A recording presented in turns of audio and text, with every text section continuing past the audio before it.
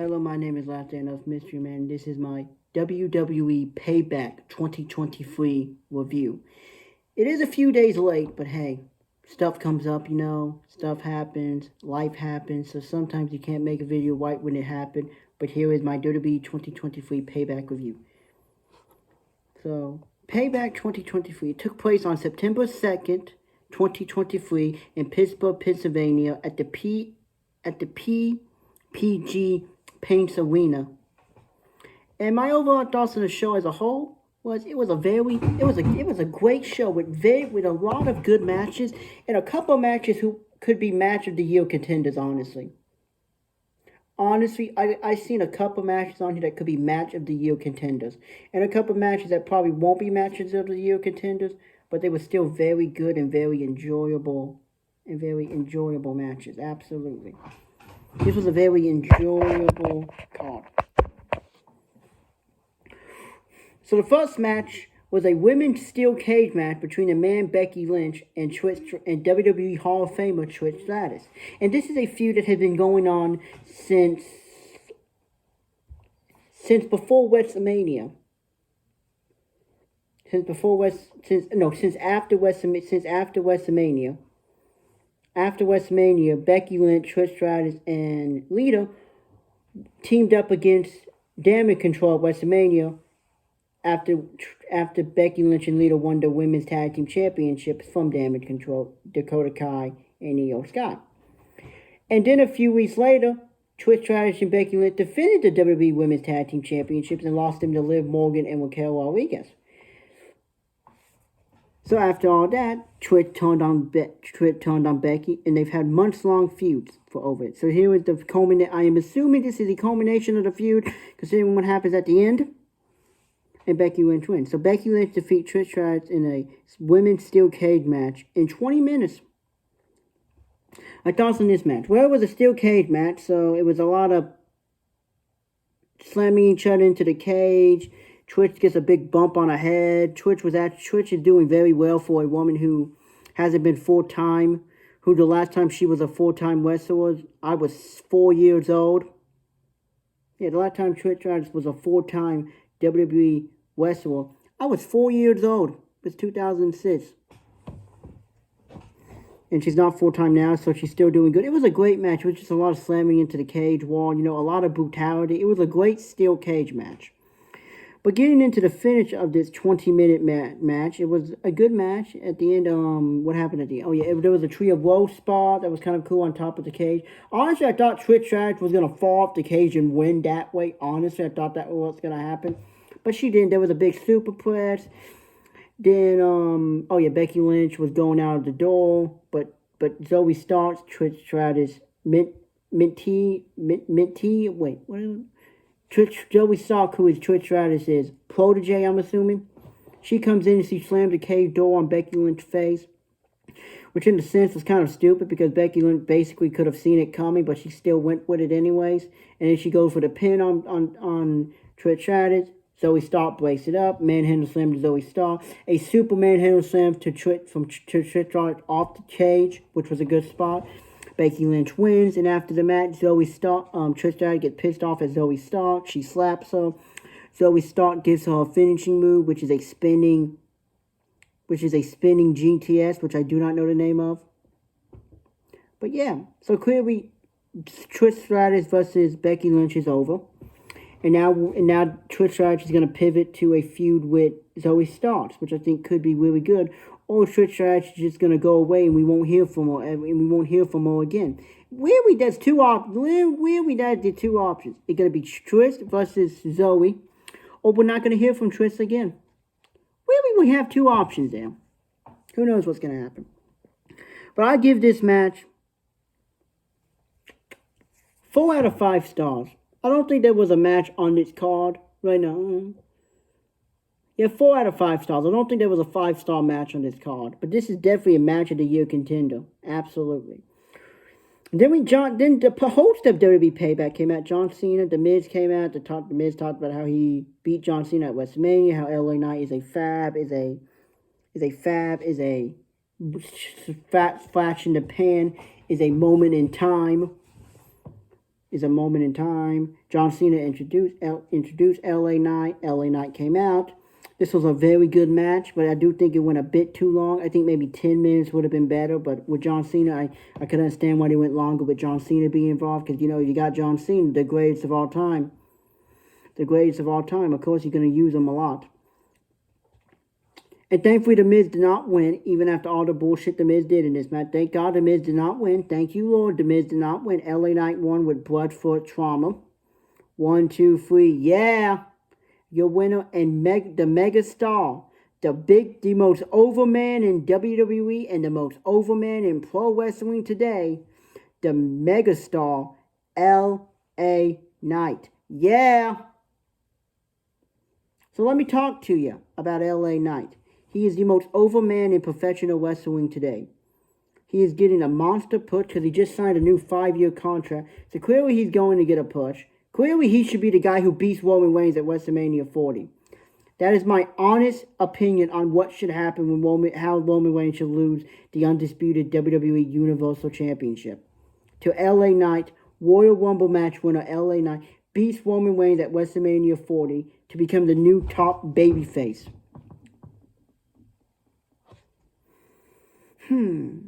Then we get a match between Rey Mysterio representing the LWO, the Latino World Order, or on this night, the Pittsburgh World Order. The PWO. The Pittsburgh World Order. And why I think that's nice for Pittsburgh, how are they going to sell t-shirts if you live in any other city? Like, I live in Greenville, South Carolina. Why would I want to buy a t-shirt about a city I don't live in?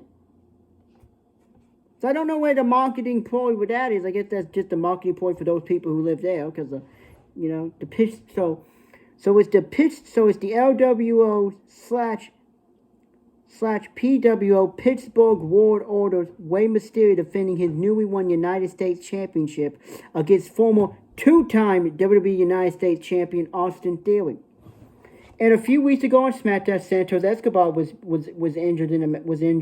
Rey Mysterio took the match and won the United States Championship for the 3rd time. So now Austin Theory is going for his three-peat. And this was a very simple, kind of boring match, but Rey Mysterio can still go at his age, so that's good to know. Rey Mysterio is still massively over. But also, can I just say something? I wasn't alive when the LWO first was created in 1998. I wasn't born yet. I was born 4 years later. By the time I was born, Rey Mysterio was already... when I was born, Rey Mysterio hadn't even debuted in WWE yet, because I was born in February of 2002. He debuted in June of 2002. He debuted in like June or July of 2002, so I wasn't born yet when the LWO started. But wasn't Rey Mysterio forced to join the LWO by Eddie Guerrero? I guess it's just like, well, Rey, just take off Eddie Guerrero's gimmicks. But Rey Mysterio defeats Austin Theory to retain the United States Championship. It was probably my least favorite match of the night, so I would give this 3 1/4 stars just out of respect to Rey Mysterio alone. Because if Austin Theory had this match against anybody else, this would probably be like a 2-star match at best. And maybe a 1.5-star match at best. I don't get Austin Theory. Some people like to say compare him to Randy Orton and like how he's young, so we don't really see the potential in him. But I'm sure someone saw the potential in Randy Orton even when he first debuted. But I don't see how anyone can see potential in Austin Theory. He was buried horribly last year by Triple H. He won the United States Championship basically on accident at Survivor Series. He beats John Cena at WrestleMania. It never gets mentioned. He moves to SmackDown. He loses in the first round of the WWE United States WWE World Heavyweight Championship tournament. Watch my night championship review to see my opinion on that. He loses that. He is on SmackDown, defends it against Sheamus at some point, defends it against a bunch of other people, loses it to Rey Mysterio, and now it's just sort of kind of down. So if you like Austin Theory, explain to me what you see in him, because I don't see nothing. Nothing at all. I see absolutely nothing from Austin Theory. But maybe he's going to be something in 5 years. Who knows? I doubt it. I highly doubt it, but maybe he will be. So the next match was a great match, but it had a horrible ending because I hate the Judgment Day. I don't hate the Judgment Day. I just think they're so boring now because it's the same song and dance every single week. Promo. 20-minute promo. Main event match. Dominic Mysterio being booed out of the building. Rhea Ripley being there as women's champion and somehow being a babysitter as well. It's the same song and dance every single week. And not to mention now you got Damian Priest involving the Money in the Bank contract in this. Which is just even stupider because you think he's supposed to be catching on any championship. And his main issue is my friend Finn Balor is not happy that I'm the Mr. Money in the Bank. So they had a Steel City street fight for the undisputed WWE Tag Team Championships. The Judgment Day, Finn Balor and Damian Priest defeated the champions Kevin Owens and Sami Zayn. The two guys that beat the Usos in the main event of WrestleMania this year. Talk about a lost in momentum. Think about where they was at WrestleMania and where they are now, Kevin Owens and Sami Zayn. May, June, July, August, September. 5 months later, they lose the belts in a great match, but to the Judgment Day, who are supposed to be the new top heels, but I am just so bored with them. They've only become exciting lately because J.D. McDonough has joined them. And if you don't know who J.D. McDonough is, he used to be Jordan Devlin in NXT UK as the longest reigning and greatest WWE Cruiserweight champion of all time.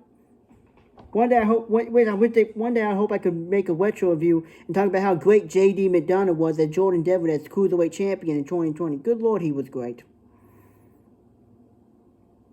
So yeah, they had a Steel City street fight for the undisputed WWE Tag Team Championship, and the Judgment Day of boring geeks won. Yippee freaking do. This match was a phenomenal match, great match. The fans was into it. I loved everything about it. Shout out to Kevin Owens taking his shirt off and revealing the Terry Funk underneath. Then Dominic Mysterio gets involved. Yippee, Dirty Dom Dom. Yippee freaking do. Yippee. That guy's great. Yippee. That guy's so great, isn't he? The NXT North American Champion. The guy who beat Wesley, who beat literally everybody on NXT. Literally everybody. Everybody. Including the current reigning defending NXT champion Carmelo Hayes at some point as well. A man who beat 5 men in a ladder match to win it. And then beat 5 men at Stand and Deliver. And then loses it because he got hit in the back by a woman. It's a good thing I did not review that episode. That would have had a lot of cussing in it. But I guess I should get back to this match. It was a great match. I loved everything about it. I loved the 20 minutes and 45 seconds this match lasted. I just hate the ending. So, I guess the Judgment Day are now going to take over for the Bloodline as the top heel group. Which won't be a good thing since they're on Raw. The show everyone watches and then falls asleep. You don't got as many people who are over. Finn Balor is never going to do anything in this company other than be a tag team in a stable. Damian Priest has got to be the most annoying Mr. Money in the Bank at this point because he's so boring in his role. I'll get to Rhea Ripley and her bullshit later. I hate Dominic Mysterio. Dirty Dominic Mysterio. Hate that guy as a character. I don't hate him because he's a heel. I legitimately do not want to see this man on my television screen. I hate to see you on my screen. Get off. Also, why is he still Dominic Mysterio if he hates his father? Is it to annoy his father? Is it to annoy the fans? At least he's no longer doing his fake I was in prison gimmick. Because Tony D'Angelo did it better in NXT. And then, of course, they had to have Tony D'Angelo acknowledge that bullshit with Dominic Mysterio, which I still do not get why they had to do that. Yes, because Tony D'Angelo would talk to Dominic Mysterio as a babyface or a heel. Yeah, that makes sense. That makes perfect sense. Tony D'Angelo would talk to Rey Mysterio as a babyface or a heel, but I don't know. Honestly, I would find more to rant about the match, but the match was just great to the point that I can't remember most about it. But it was a phenomenal match, and I'm not happy the Judgment Day are the undisputed tag team champions. Yippee! So the next match was a women's match, which I did not care about, and I refused to watch. For the Women's World Championship, Rhea Ripley defeated Raquel Rodriguez in 17 minutes and 20 seconds. Drop kick. Raquel Rodriguez looked like China. Rhea Ripley looks like China. Something else. Rhea Ripley won. Yippee. So then we get. I forgot. Before the women's match, Becky Lynch was talking with Tiffany Stratton, and if you've seen NXT, Becky Lynch versus Tiffany Stratton will be for the NXT Women's Championship. And I'm assuming Becky Lynch is going to win. Because, well, Tiffany Stratton is not doing much for me as champion. I know some people like her, but she just ain't doing nothing for me as champion. Nothing at all. Nothing at all. I just don't see it, people. Some of these people, I just don't see what people like in it. So then we get to probably the biggest point, the biggest high point of this. Then we get to probably the biggest moment of this show. The Grayson Waller effect with your host Grayson Waller, with his guest, the American Nightmare, Cody Rhodes. And where Cody Rhodes comes out here, kind of buries the whole talk show gimmick immediately and goes, we ain't doing none of that. We ain't doing the fighting, the yelling, the throwing chairs. I'm just here to introduce the newest member of WWE Monday Night Raw roster, Main Event Jey Uso. Now I'm gonna try to sing Jey Uso new theme song, ladies and gentlemen. Let's see how this goes. It's on me, Uso. Day one it's just me, Uso. All me. Main Event Jey Uso. It's just me holding it down. It's just me, Uso. Main Event Jey Uso. Main Event Jey Uso. It's just me, Uso. Holding it down, Uso. Main Event Jey Uso. Yeah. Main Event Jey Uso. So Jey Uso is back after 2 weeks of quitting WWE at WWE Payback. Raise the roof. I mean, Jey Uso got a massive pop, honestly. I was so excited to see him. Love his new theme song, even if I can't fully remember how to sing it. My thoughts on Jey Uso on Monday Night Raw? I think Raw is a bit oversaturated with talent right now, because you got everyone in their mother on that program now, and SmackDown's kind of just still the Roman Reigns show, and a bunch of other guys. SmackDown is basically the Roman Reigns and LA Knight show at this point.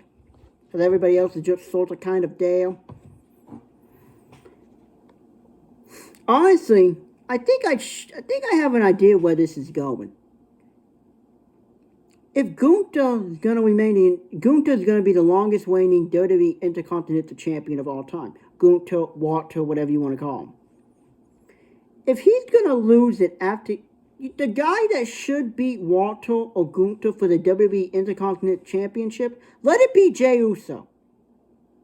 Possibly at the next pay-per-view Fastlane, or maybe Survivor Series, and then you can pivot Gunther into facing Seth Rollins for the World Heavyweight Championship at WrestleMania. Because if you don't want LA Knight to win the Royal Rumble, have Gunther / Walter win the Royal Rumble, and then he challenges Seth freaking Rollins for the World Heavyweight Championship at WrestleMania 40. And Gunther wins. Fantasy booking, ladies and gentlemen. So, finally on to the main event of this show, which was a very enjoyable show. For the World Heavyweight Championship, Seth freaking Rollins defeated in his first ever WWE Premium Live Event main event, the King of Sean Style, Shinsuke Nakamura. This was a great match for the 26 minutes and 5 seconds it lasted. Amazing match. I really enjoyed this match. I enjoyed Shinsuke walking on the back. I did enjoy the commentary team keep mentioning that about the back. I loved everything about this match. Even the Great Muta was there, he's just awesome. He's just awesome, and I love how he's WWE Hall of Fame with the Great Muta without ever having a match in WWE. Nothing ever. He's never wrestled in WWE, and he's in the Hall of Fame. He's also retired, but he's still great.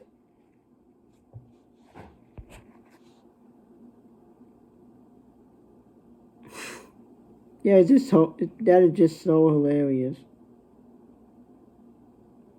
That is just so hilarious.